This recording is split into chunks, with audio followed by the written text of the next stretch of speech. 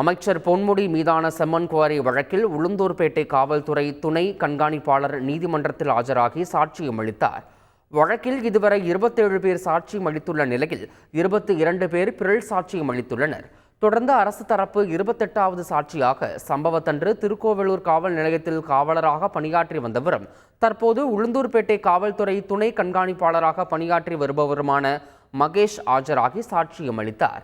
இந்த வழக்கில் தொடர்புடைய ராஜ மகேந்திரன் என்பவர் வீட்டில் ஒரு சில ஆவணங்களை கைப்பற்றி மாவட்ட குற்றப்பிரிவு போலீசாரிடம் ஒப்படைத்ததாக வாக்குமூலம் அளித்தார். சாட்சியத்தை பதிவு செய்த மாவட்ட முதன்மை நீதிபதி பூர்ணிமா மற்ற சாட்சிகளின் விசாரணைக்காக வழக்கின் விசாரணையை ஜூன் 3ஆம் தேதிக்கு ஒத்திவைத்து உத்தரவிட்டார்.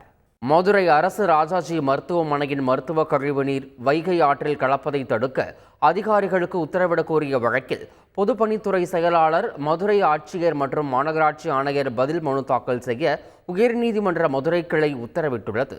மதுரையைச் சேர்ந்த வைகை நதிகள் மக்கள் இயக்க நிறுவனர் வைகை ராஜன் தாக்கல் செய்த பொதுநல மனுவில் அரசு ராஜாஜி மருத்துவமனையில் இருந்து வெளியேறக்கூடிய ரசாயனம் கடந்த மருத்துவ கழிவுநீர் ஆழ்வார்புரம் பகுதியில் உள்ள வைகை ஆற்றில் நேரடியாக குழாய் மூலம் கலப்பதாகவும் இதனால் சுற்றுச்சூழல் மாசடைந்து பொதுமக்களுக்கும் கால்நடைகளுக்கும் ஆபத்தை விளைவிக்கக்கூடிய தொற்று நோய்கள் பரவ வாய்ப்புள்ளதாகவும் கூறியுள்ளார்.